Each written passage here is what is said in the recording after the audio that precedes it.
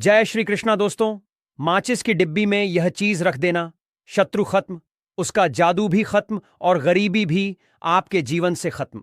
शुरू से घर में गरीबी हो, पैसा ना टिकता हो, कर्ज हो, और चाहे आपके 1000 शत्रु हों, लाख शत्रु हों या करोड़ ही शत्रु क्यों ना हो, सिर्फ माचिस की डिब्बी में एक छोटी सी चीज आपको रखनी है और जीवन से हमेशा के लिए शत्रु की छुट्टी हो जाएगी।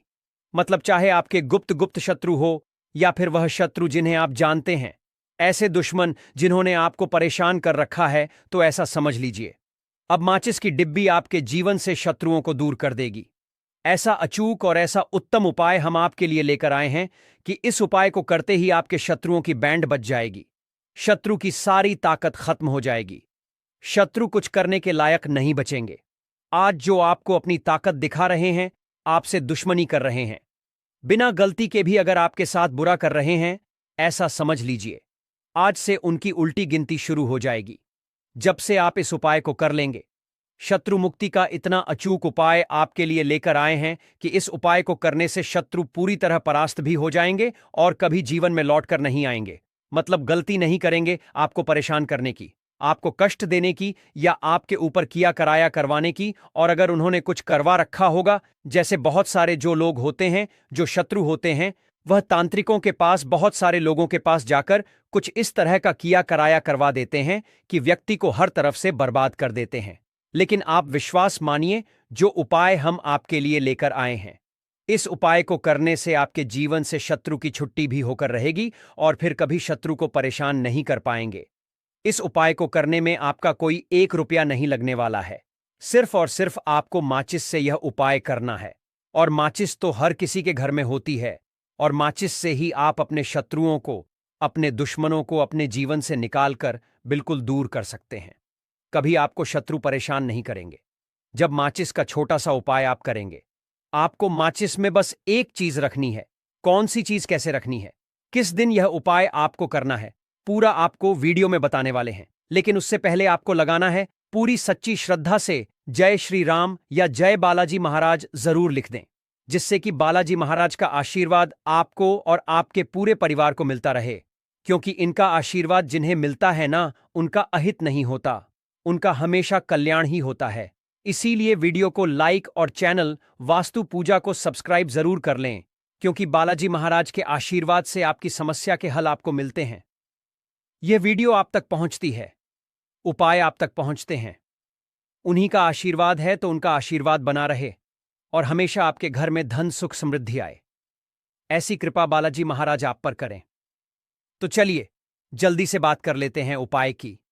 देखिए, उपाय स्त्री भी कर सकती है, पुरुष भी कर सकते हैं। यह उपाय आप किसी भी दिन कर सकते हैं, ठीक है ना। बुधवार का दिन है, शनिवार का दिन है, रविवार का दिन है, अमावस्या के दिन भी आप इस उपाय को कर सकते हैं। तो करने का मतलब है किसी भी दिन आप इस उपाय को कर सकते हैं, क्योंकि यह एक टोटका है और टोटके किसी भी दिन आप कर सकते हैं, ठीक है ना। गुप्त शत्रु के लिए भी कर सकते हैं, और जिन लोगों को आप जानते हैं कि यह व्यक्ति मेरा दुश्मन है, उसके लिए भी आप यह उपाय कर सकते हैं। किस समय करना है? सुबह, शाम, दोपहर, किसी भी समय यह उपाय आप कर सकते हैं। तो चलिए बात कर लेते हैं उपाय की। देखिए, जयकारा नहीं लगाया हो तो जल्दी से जयकारा लगा दीजिए। सबसे पहले आपको एक माचिस लेनी है। माचिस की पूरी डिब्बी लेनी है।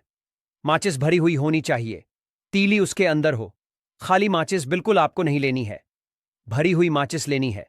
साथ ही साथ एक छोटा सा कागज आपको लेना है। कागज ऐसा लें जिस पर कोई लाइन ना हो, कुछ लिखा हुआ ना हो, सिंपल कागज, सफेद रंग का।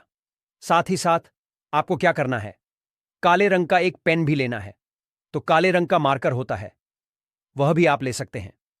कोई भी पेन ले लीजिए, रंग काला होना चाहिए। अब आपको क्या करना है, जो कागज आपने लिया है, ठीक है ना, उस कागज के ऊपर आपको अपने शत्रु का नाम लिखना है। अगर शत्रु का नाम पता है तो ठीक मान लीजिए, शत्रु का नाम पता ही नहीं है, या शत्रु बहुत हैं या गुप्त शत्रु हैं जिनके बारे में आप जानते ही नहीं। क्योंकि देखिए, गुप्त शत्रु का कोई पता नहीं लगा सकता। बहुत सारे गांव में ऐसे लोग हैं जिन्हें पता होता है कि हां, गुप्त शत्रु हैं।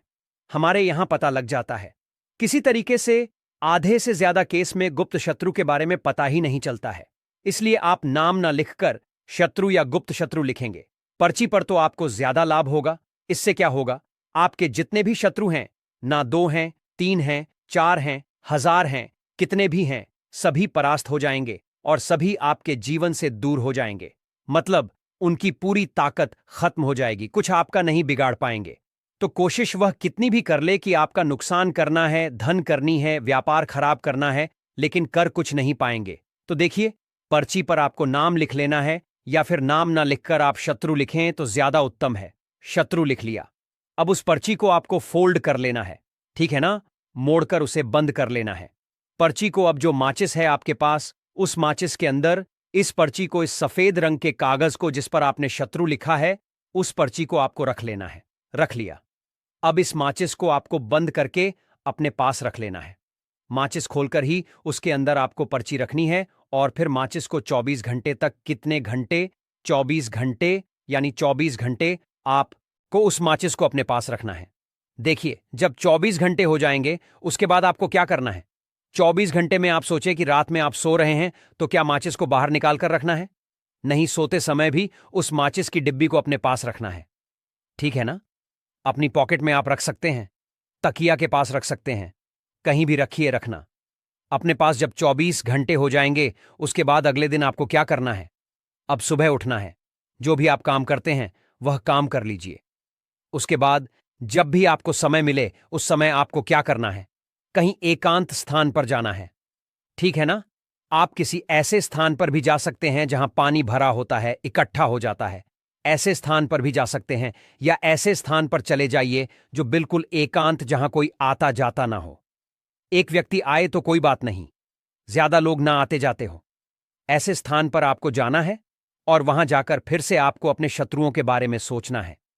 ऐसा सोचना है कि मेरे जितने भी शत्रु हैं अब वह परास्त हो रहे हैं, मेरे जीवन से दूर हो रहे हैं, और चाहकर भी अब वह मेरा कुछ नहीं बिगाड़ सकते।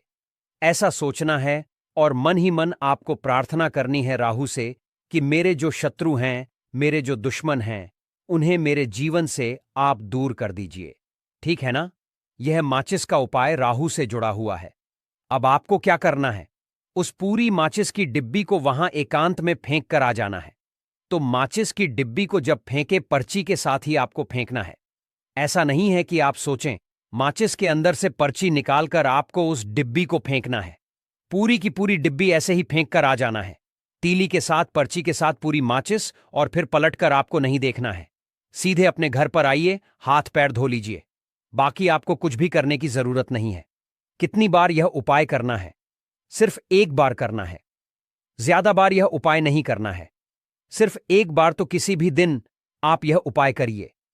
शत्रु 1 हो, 2 हो, लाख हो, 1000 हो, करोड़ ही क्यों ना हो, आपके जीवन से दूर हो जाएंगे और कभी आपको परेशान नहीं कर पाएंगे। तो बहुत उत्तम, बहुत अचूक उपाय है, करिए और रातों रात इसका चमत्कार देखिए। देखिए, यह उपाय स्त्री पुरुष कोई भी कर सकता है। किस समय करना है? सुबह में, दोपहर, कभी भी इस उपाय को आप कर सकते हैं, किसी भी दिन कर सकते हैं, ठीक है ना। बाकी कुछ भी आपको पूछना हो आप कमेंट सेक्शन में पूछ सकते हैं। बाकी बालाजी महाराज का जयकारा जरूर लगाइए, उनका आशीर्वाद आपको मिलता रहेगा। उनका आशीर्वाद जिन्हें मिलता है उनका हमेशा कल्याण ही होता है और कभी उन्हें शत्रु परेशान नहीं कर पाते हैं। अगर आप यहां तक वीडियो देख चुके हैं तो आपको बता दूं, आगे बताए जाने वाले उपाय इतने लाभकारी है, जिस किसी ने भी किए उसको 100% लाभ हासिल हुआ है। तो चलिए, साधारण जीवन में इस्तेमाल होने वाली वस्तुओं के कुछ धन प्राप्ति उपाय भी बताते हैं। इस तरह घर में और भी कुछ चीजें हैं जो आपके वास्तु दोष का कारण बनती है और आपकी परेशानी की वजह बनती है। तो आइए पहले जान लें, क्या आपको अपने घर में वास्तु दोष के बारे में कैसे पता लगता है और किस तरह से आप बड़ी ही आसानी से इसे कर सकते हैं। दोस्तों, वास्तु पूजा के अनुसार किसी भी घर में वास्तु दोष होने से सुख, शांति और पारिवारिक उन्नति में बाधा पैदा होती है। वास्तु दोष के कारण पनपने वाली नकारात्मक ऊर्जा से व्यक्ति के भाग्य पर बुरा असर पड़ता है। साथ ही घर के लोगों को कई तरह की परेशानियों का सामना करना पड़ता है। दोस्तों, शास्त्रों के अनुसार अगर हम यह छोटे मोटे उपाय कर लें तो अपने घर नेगेटिव एनर्जी से छुटकारा पा सकते हैं। तो आइए जानते हैं। लेकिन उससे पहले दोस्त, आपसे रिक्वेस्ट है कि वीडियो को लाइक करें, अपने दोस्तों के साथ शेयर करें और अगर आपने अभी तक चैनल वास्तु पूजा को सब्सक्राइब नहीं किया तो सब्सक्राइब करके बेल आइकॉन जरूर प्रेस कर लें। दोस्तों, नंबर 1, जीवन में तरक्की पाने के लिए रोज पहली रोटी गाय को दें, पीपल को जल चढ़ाएं और चींटियों को शक्कर मिला आटा दें। तांबे के लोटे में जल व लाल चंदन मिलाकर रात को अपने सर के पास रखकर सो जाए। सुबह उस जल को तुलसी को चढ़ा दें। ऐसा करने से आपकी परेशानियां धीरे धीरे दूर हो जाएंगी। नंबर 2, वास्तु के मुताबिक अगर आपके घर में तिजोरी है और आप उसके सामने शीशा लगा दें तो इससे धन में बरकत होती है। व्यापारी लोग अपने कैश बॉक्स के सामने शीशा लगाते हैं, इससे आपके ग्राहक बढ़ेंगे। दोस्तों, 3 झाड़ू पोछा कभी भी खुले में नहीं रखना चाहिए। इन्हें हमेशा छिपाकर रखना चाहिए और झाड़ू कभी भी रसोई में नहीं रखनी चाहिए। नंबर 4, शौचालय का दरवाजा हमेशा बंद होना चाहिए। माना जाता है कि घर की नकारात्मक ऊर्जा शौचालय में ही वास करती है। ऐसे में अगर शौचालय का दरवाजा खुला रहता है तो नकारात्मक ऊर्जा आपके घर में प्रवेश करती है। घर में सुख शांति के लिए कपूर को घी में डुबाकर सुबह शाम जलाना चाहिए। इससे घर में वास्तु दोष भी कम होता है और रह रहे सदस्यों के जीवन की परेशानियां दूर होती हैं। दोस्तों, और दुर्घटना से बचने के लिए शाम को हनुमान चालीसा के बाद कपूर जरूर जलाना चाहिए। नंबर 7, घर में जिस जगह वास्तु दोष हो वहां कपूर की 2 टिकियां रखें। खत्म हो जाने के बाद वहां दोबारा इसे रखें। नंबर 8, सूर्य अस्त के बाद कभी भी किसी को दूध, दही या प्याज नहीं देना चाहिए। यह भाग्य में बाधक भी बन सकता है। नंबर 9, घर के मुख्य द्वार पर कूड़ादान कभी भी ना रखें। नंबर 10, घर में टूटा हुआ शीशा कभी भी नहीं होना चाहिए। नंबर 11, अच्छे भाग्य के लिए सुबह नहाते समय पानी में थोड़ा सा कपूर का तेल मिलाएं। शनिवार को चमेली का तेल भी मिला सकते हैं। नंबर 12, लक्ष्मी की कृपा पाने के लिए रोज रात को रसोई अच्छी तरह से साफ करके चांदी की कटोरी में कपूर और लौंग जलाएं। यह प्रक्रिया रोज की जाए तो घर में बरकत बनी रहती है और मां लक्ष्मी जल्द ही ऐसे घर से आकर्षित होती है। ऐसे घरों से नकारात्मकता हमेशा दूर रहती है। दोस्तों, नंबर 13, घर के सोने वाले कमरे में पौधे नहीं लगाने चाहिए। इससे आपके ऊपर नकारात्मक असर हावी हो सकता है। नंबर 14, घर में पौधे लगाते समय पानी में सेंधा नमक डालें। सादे नमक का भी आप उपयोग कर सकते हैं, लेकिन दोस्तों ज्यादा फलदायी होता है। आपको शुभ फल जल्द ही हासिल होंगे। दोस्तों, हमारे हिंदू संस्कृति में प्रत्येक घर में प्रतिदिन पूजा पाठ करने की परंपरा है और इसके लिए सभी अपने घरों में अपने आराध्य का छोटा सा ही क्यों ना हो, परंतु एक मंदिर अवश्य ही बनाते हैं। नियमित पूजा पाठ करने से न सिर्फ मन को शांति मिलती है बल्कि पूरे घर में सकारात्मक ऊर्जा भी व्याप्त हो जाती है। परंतु यह बात भी सच है कि पूजा पाठ करने के कुछ नियम भी होते हैं, जिन्हें यदि हम कर लेते हैं तो हमें हमारी पूजा का पूरी तरह से फल हासिल नहीं होता। पूजा करने के नियम प्राचीन काल से ही चले आ रहे हैं, जो कि एक ठोस धरातल पर आध्यात्मिक और वैज्ञानिक दोनों ही दृष्टिकोण से ध्यान में रखकर बनाए गए हैं। इसलिए हमें इन नियमों को भी अनदेखा नहीं करना चाहिए। ऐसा ही एक महत्वपूर्ण नियम है नाद, यानी कि पूजा करते समय हम जब घंटी बजाते हैं उसे बजाने के लिए शास्त्रों में कुछ नियम निर्धारित किए गए हैं। शास्त्रों में देवताओं के सामने घंटी बजाने का बहुत अधिक महत्व बताया गया है, जिसे हम इस कृष्ण श्लोक के द्वारा समझ सकते हैं। आगम अर्थमाथु देवा नाम गमन अर्थम तू राक्षस साम घनत तारावम करुमिया दो देवता आह्वान चरण। इसका अर्थ है कि घंटी बजाने से देवताओं का आगमन और राक्षसों का गुमान होता है, और जो घंटियां राक्षसों से हमारी रक्षा करती हैं उसे हमारा नमन है। तो चलिए दोस्तों, जान लेते हैं कि पूजा करते समय जब हम घंटी बजाते हैं तो उसके पीछे क्या कारण है, घंटी को बजाने के क्या नियम है और पूजा के वक्त घंटी बजाते समय होने वाली गलतियां कौन सी है जो हमें भूलकर भी नहीं करनी चाहिए। दोस्तों, क्या आपने कभी अपने घर के मंदिर में रखी हुई घंटी को ध्यान से देखा है? अगर आप ध्यान से देखेंगे तो आपको घंटी के ऊपरी हिस्से पर, यानी जहां से हम इसे पकड़ते हैं, उस पर गरुड़ बना हुआ होता है। अंततः घर पर जो हम घंटी इस्तेमाल करते हैं उसे गरुड़ घंटी कहा जाता है। पूजा करते समय गरुड़ घंटी का उपयोग भगवान को आमंत्रित करने अर्थात भगवान का आवाहन करने के लिए किया जाता है, जिससे एक सुंदर ध्वनि से भगवान का आवाहन करने का आभास होता है। जब हम विधि विधान से पूजा करते हैं तो उसमें घंटी का उपयोग अवश्य ही करते हैं। पूजा संपन्न होने पर आरती करते विशेष रूप से नाद होना चाहिए, नहीं तो हमारी पूजा आधी अधूरी मानी जाती है। परंतु हम में से अधिकांश लोग इसे मात्र एक सामान्य प्रक्रिया मानते हैं और पूजा करते समय घंटी बजाना भूल जाते हैं। तो आइए जानते हैं उन नियमों के बारे में। मतलब आज की वीडियो पूरी तरह से आपके प्रश्नों पर आधारित है, जिनका उत्तर मैं आपको शास्त्रों के अनुसार देने का पूरा प्रयास करूंगा। तो वीडियो को पूरा जरूर देखें और अगर आपको आज की वीडियो अच्छी लगे तो इसे लाइक जरूर कीजिए। जय मां लक्ष्मी। आपके इस वीडियो को जो भी लाइक और चैनल वास्तु पूजा को सब्सक्राइब करें, उसके जीवन में कभी भी धन की कमी ना होने देना। दोस्तों, हमारे प्राचीन शास्त्र की मान्यता है कि सृष्टि के निर्माण के समय सबसे पहले जो बड़ी सी ध्वनि निकली थी वह घंटी की आवाज के समान सुनाई दी थी। घंटी की ध्वनि में ओम का नाम का भी आभास होता है, इसलिए घंटी को ईश्वर की आवाज मानते हुए पूजा में स्थान मिला है। इसलिए घंटी का कभी भी अपमान ना करें और जिस तरह से देवी देवता की पूजा की जाती है वैसे ही घंटे की भी पूजा करनी चाहिए। दूसरी बात, घंटी को प्रणाम करके ही उसे बजाना चाहिए। बिना प्रणाम किए घंटी बजाना अच्छा नहीं समझा जाता। दोस्तों, आपने अक्सर यह महसूस किया होगा कि पूजा करते समय जैसे ही घंटी बजाई जाती है तो पूरे घर के साथ साथ संपूर्ण वातावरण शुद्ध और पवित्र सा हो जाता है और चारों ओर सकारात्मकता फैल जाती है। परंतु यदि हम नियमों को नजरअंदाज कर देते हैं तो हमें इसका संपूर्ण फल नहीं मिल पाता है। दोस्तों, अधिकतर लोग पूजा संपन्न होने पर सिर्फ आरती के समय ही घंटी बजाते हैं, परंतु यह भी ध्यान रखें कि भगवान को जल अर्पण करते समय, धूप दीप लगाते समय, नैवेद्य अर्पण करते समय नाद करना चाहिए। ऐसा करने से हमारी पूजा संपन्न मानी जाती है। दोस्तों, घंटी बजाते समय भगवान का नाम अथवा आरती अवश्य बोलनी चाहिए।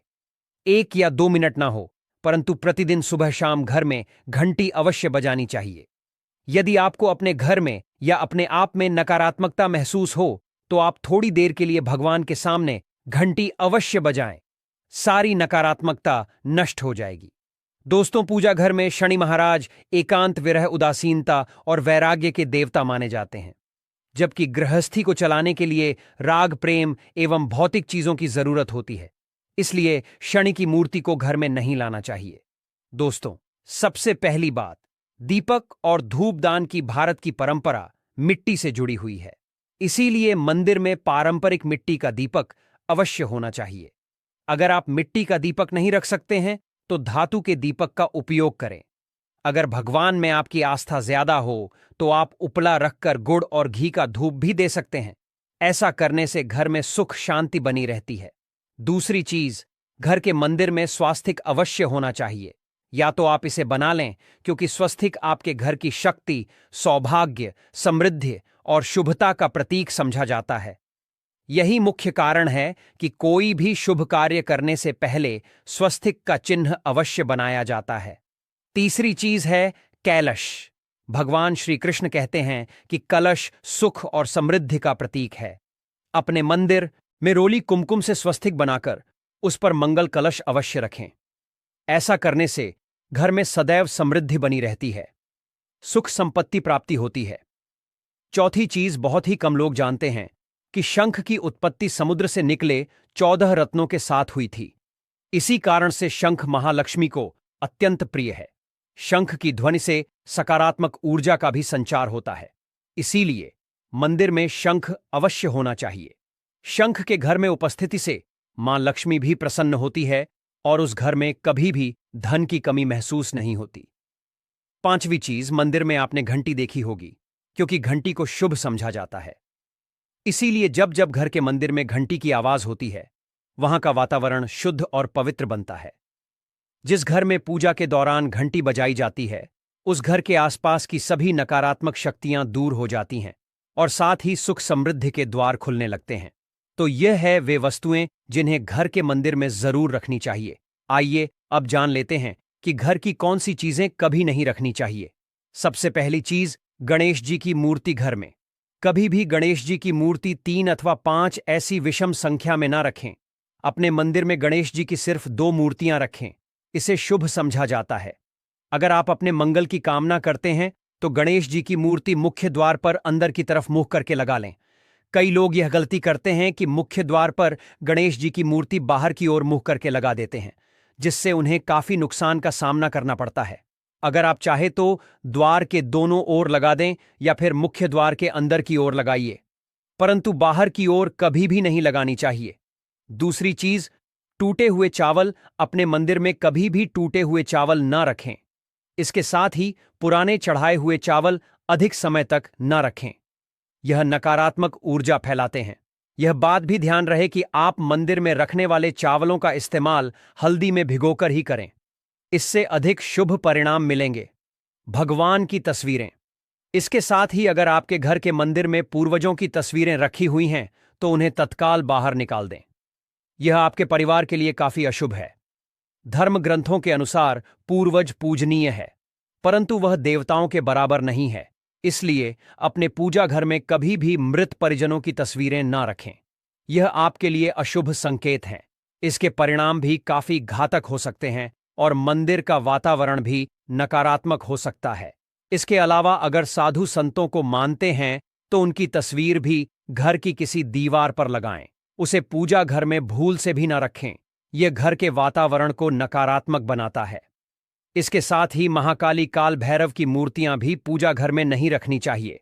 और हां दोस्तों, ध्यान रहे कि मां लक्ष्मी के बैठे स्वरूप की पूजा मत कीजिएगा, क्योंकि मां लक्ष्मी हमेशा बैठी हुई मुद्रा में होती है।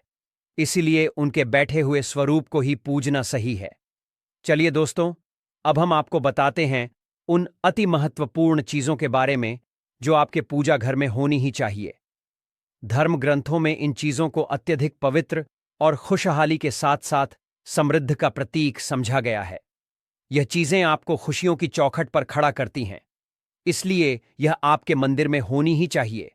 गंगा जल की पवित्रता के बारे में तो आप जानते ही होंगे। मां गंगा जो हर किसी के पापों को धूल देती है।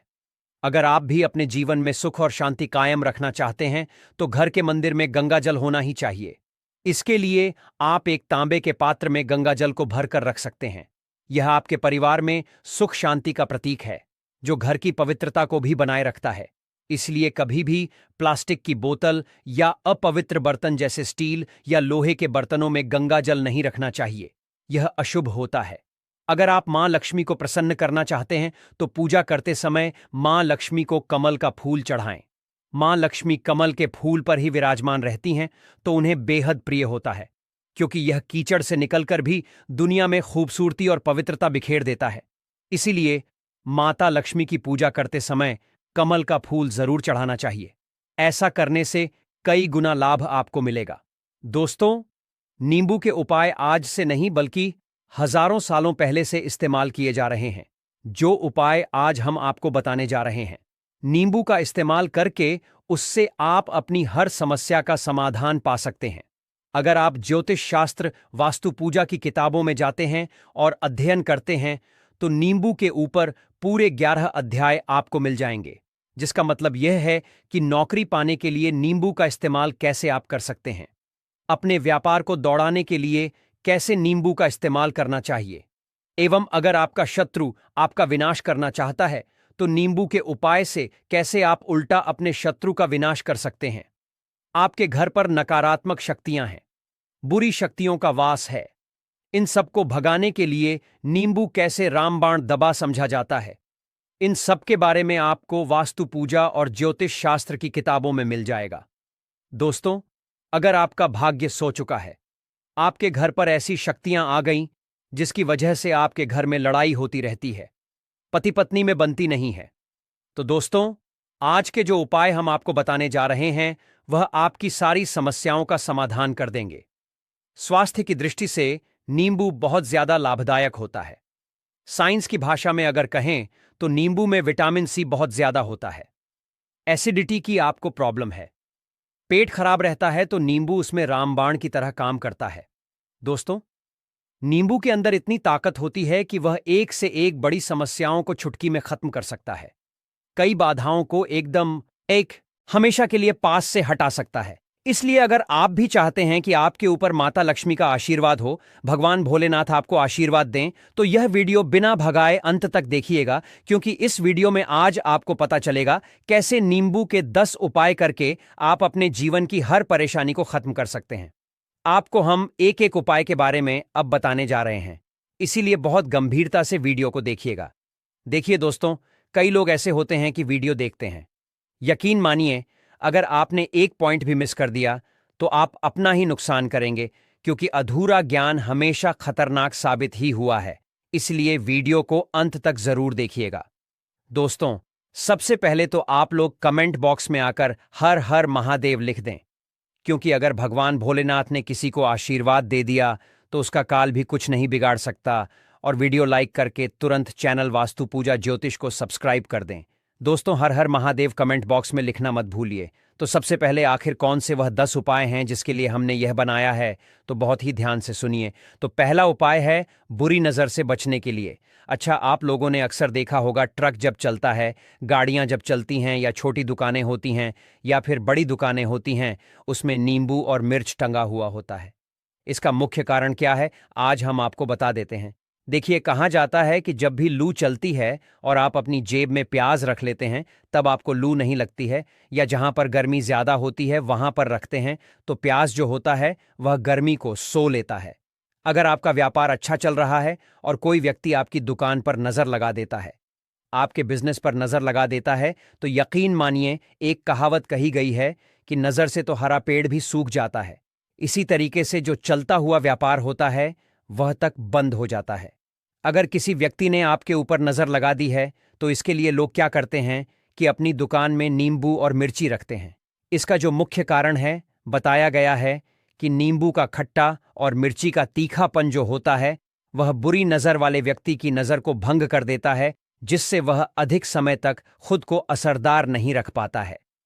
यह हिंदू पुराणों में साफ साफ लिखा हुआ है, जिसका मतलब यह है कि अगर आपका व्यापार चल रहा है और आप किसी का भी बुरा नहीं चाहते हैं, और कोई व्यक्ति आपका बुरा चाहते हुए आपके ऊपर लगातार नजर लगवा रहा है, आपके ऊपर तंत्र विद्या करवा रहा है, बुरी आत्मा पीछे लगवा रहा है, और अगर आपने पहले से ही नींबू टांग रखा है, तो यह सारा प्रभाव उल्टा उसके ऊपर पड़ जाएगा और वह बर्बाद हो जाएगा। इसलिए अगर आप कोई भी उपाय करते हैं तो नींबू और मिर्ची को टांग करके रखिएगा दोस्त। दूसरा इसका जो उपाय होता है वह वास्तु दोष को मिटाने के लिए होता है। वास्तु ज्ञान में अगर आप अध्ययन करते हैं तो उसमें एक चैप्टर है, पूरे नींबू के ऊपर लिखा हुआ है, मतलब एक अध्याय पूरा चैप्टर लिखा हुआ है वास्तु ज्ञान की। अगर आप किताब लेकर आएं तो उसमें अध्याय नंबर 21 पर जाइए। वहां पर नींबू के बारे में साफ साफ लिखा हुआ है। जिस घर में भी नींबू का पेड़ होता है, वहां पर नकारात्मक ऊर्जा कभी भी वहां वास नहीं करती। नींबू के आसपास का वातावरण शुद्ध रहता है। नींबू घर के वातावरण को एकदम सकारात्मक शक्तियों से भर देता है। दोस्तों, किसी व्यक्ति के घर पर अगर नकारात्मक शक्तियों का वास हो चुका है, तो यकीन मानिए उसके घर कभी भी बरकत नहीं हो सकती है। उसके घर के लोग आपस में लड़ाई करते रहेंगे, धन के सारे मार्ग बंद हो जाएंगे, घर के खर्चे बढ़ जाएंगे, कर्ज के मायाजाल में वह फंसता चला जाएगा। परंतु अगर आपके घर पर नींबू का पेड़ है, तो आपके घर में सिर्फ सकारात्मक शक्तियां आएंगी। आपके घर का वातावरण बहुत अच्छा बना रहेगा। घर के आपसी लोगों में हमेशा बनती रहेगी। सरल भाषा में बता दें दोस्तों, आप लोगों ने देखा होगा, कई ऐसे घर होते हैं जिसमें आपस में लड़ाई होती रहती है। घर में कभी भी बरकत नहीं होती, और जिस घर की बरकत नहीं होती है वह घर कभी भी आगे नहीं बढ़ पाता है। इसके लिए सबसे बड़ा जो समझा गया है वास्तु दोष को मिटाने के लिए, वह समझा गया है नींबू के पेड़ को। मतलब अगर आपके घर में नींबू का पेड़ हो, चाहे गमले में लगा लीजिए, चाहे अपनी जमीन में लगा लीजिए, आपके घर में कभी भी नकारात्मक शक्तियों का वास नहीं होगा। और मान लीजिए अगर आपके घर पर आपको ऐसा लगता है कि किसी ने काला जादू करवा दिया है, तंत्र विद्या आपके घर पर करवा दी है, और आप लोग बहुत परेशान हो गए हैं घर की लड़ाई को देख करके, तब आपको जो बताने जा रहे हैं वह सुनिए। पहले तो आप लोग हो सके तो नींबू का पेड़ लगा लीजिए। नींबू तो रातों रात उगता नहीं है, इसके लिए आपको थोड़ा इंतजार करना होगा। धीरे धीरे नींबू का पेड़ बढ़ना शुरू हो जाएगा। जब जब नींबू बढ़ता जाएगा, आपके घर पर सकारात्मक ऊर्जा का वास हो जाएगा। यानी कि माता लक्ष्मी का वास हो जाएगा और नकारात्मक शक्ति का अंत हो जाएगा। तो इसका दूसरा उपाय यह बताया गया है कि हिंदू पुराणों के हिसाब से आपको अपने घर के चारों कोनों में एक एक नींबू रखना है। आपको उल्टी दिशा में, मतलब सीधी दिशा में नहीं, बाएं दिशा से 7 चक्कर मारने हैं। शनिवार के दिन करना है और यह नींबू ले जाकर किसी भी नदी या तालाब में बहा देना है। यह 4 नींबू अगर आप नदी और तालाब में बहा दिए, आपके घर में जो भी गलत प्रभाव था, बुरी नजर थी, तंत्र विद्या किसी ने करवा रखी थी, बुरी आत्मा थी, नकारात्मक शक्तियों का वास था, वह सब कुछ खत्म हो जाएगा। उन्हीं नींबू के साथ वह चला जाएगा।